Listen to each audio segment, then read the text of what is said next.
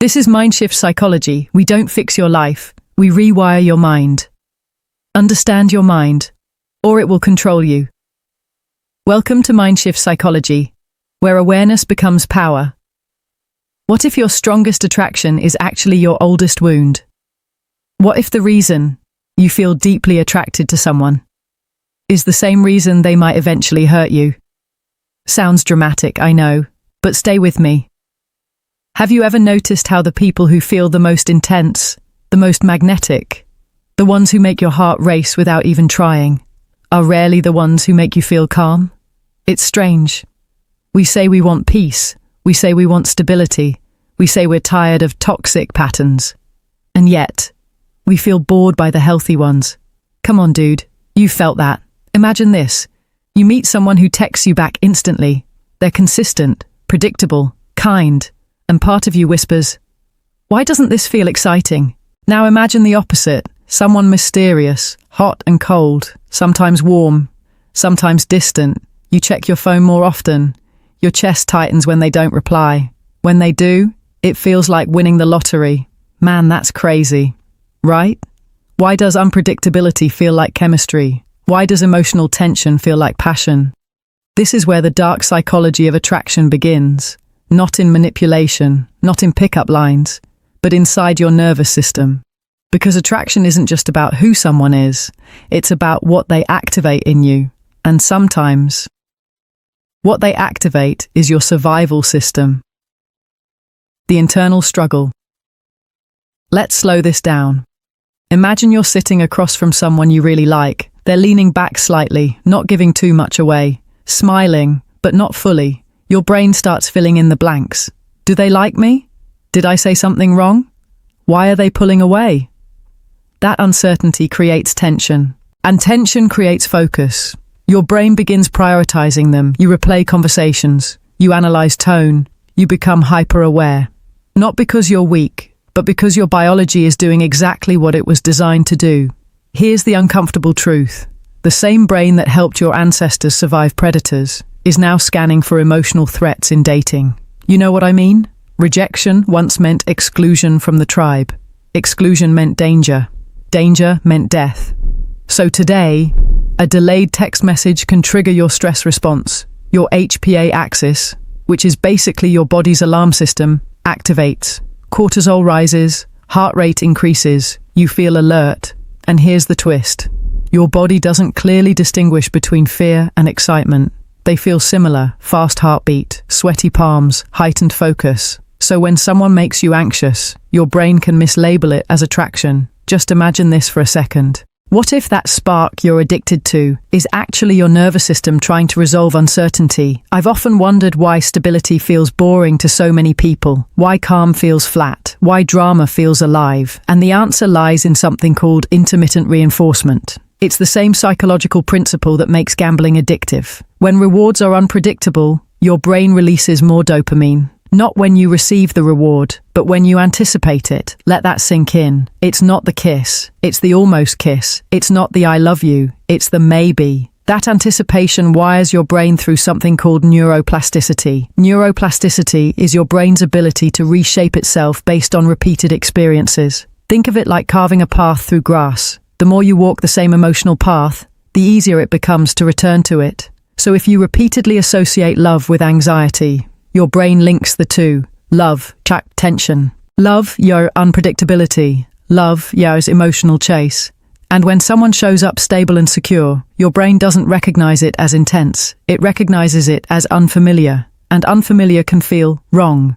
Not because it is wrong, but because your wiring expects chaos. The evolutionary lens. Now here's where it gets interesting. Thousands of years ago, being attracted to high-status, dominant, or slightly unpredictable individuals had evolutionary advantages. Unpredictability often signaled strength, dominance signaled protection, confidence signaled resources. Your ancestors didn't choose partners based on emotional maturity, they chose survival. So your attraction system evolved to detect cues of power, mystery, intensity. And those cues still light up your nervous system today, even if logically, they aren't good for you. That's the dual lens. Benefit. Attraction to intensity once increased survival. Dark side. Today, it can trap you in unstable relationships. And here's where cognitive dissonance comes in. Cognitive dissonance is the discomfort you feel when your actions contradict your beliefs. For example, I know they're not good for me, but I can't stop wanting them. That tension makes you justify the attraction. You romanticize their inconsistency. You call it complex. You call it deep,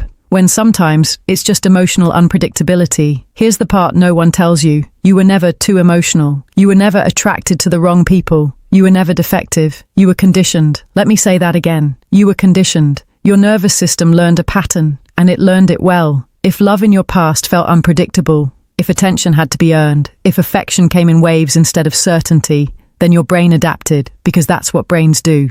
Through neuroplasticity, your mind wired intensity and attachment together. It carved that path into your emotional landscape, and every time you felt that familiar surge of tension, that almost addictive uncertainty, your body whispered, "This is it." Not because it was healthy, but because it was familiar. And familiarity feels safe, even when it hurts. Here's the twist that changes everything. Attraction is not proof of compatibility. It's proof of recognition. Read that slowly. When you feel an overwhelming pull toward someone, your nervous system isn't saying, "This is your soulmate." It's saying, "I've felt this before." That recognition can come from old wounds, old dynamics, old emotional climates. And here's where it gets uncomfortable. Sometimes you are not attracted to the person. You are attracted to the emotional pattern they represent. The chase, the uncertainty, the validation you hope to earn. Come on, you've felt that. That moment when they finally give you attention and it feels like oxygen after drowning. That's not love, that's relief. And relief is powerful. But here's the part that sets you free. Your nervous system can learn something new. Just because chaos feels electric doesn't mean peace is empty. It just means your body hasn't calibrated to peace yet. When you meet someone emotionally stable, your system might feel neutral, no fireworks, no obsession, no adrenaline spikes. And part of you thinks, where's the spark? But what if the spark was just your stress response? What if calm is what real safety feels like? There's a quiet strength in choosing stability over stimulation. It requires maturity, it requires awareness, it requires tolerating the unfamiliar, because growth rarely feels dramatic. It feels subtle, it feels steady, it feels like choosing someone who texts back, and not mistaking that consistency for boredom. Man, that's a shift. You are not broken for craving intensity. You are evolved, but evolution gave you instincts for survival, not necessarily for emotional fulfillment. Now you get to choose consciously. You get to ask, is this attraction coming from my higher self or from my oldest wound? And the moment you can pause before chasing, the moment you can separate anxiety from desire, that's power. Real power, not over someone else, but over yourself. And that's when attraction stops controlling you and starts becoming a choice. Let me leave you with something uncomfortable. The person who makes your heart race the fastest may not be the person who is right for you. And the one who feels calm, steady, almost ordinary at first. They might be the one who changes your life. Visual suggestion. 2 contrasting scenes. 1 chaotic couple arguing in rain, 1 quiet couple sitting peacefully in warm light. We've been taught that love should feel explosive, intense, consuming, but fire that burns too hot burns out fast. And here's the paradox.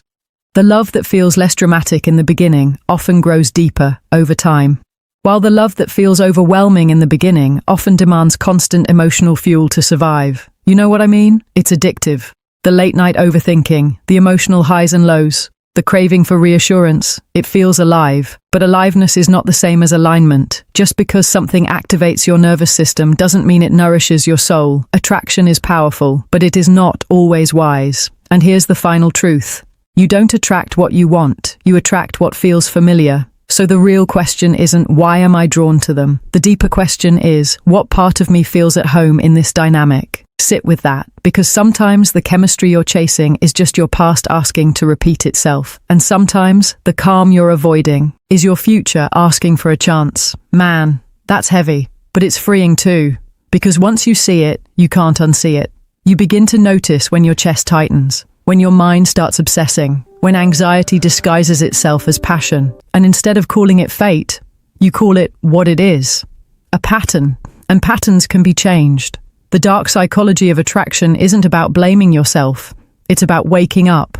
It's about realizing that you are not your impulses. You are not your adrenaline. You are not your conditioning. You are the awareness behind it, and awareness gives you choice. So here's the paradox I want you to carry with you tonight. The love that feels less exciting may require more courage.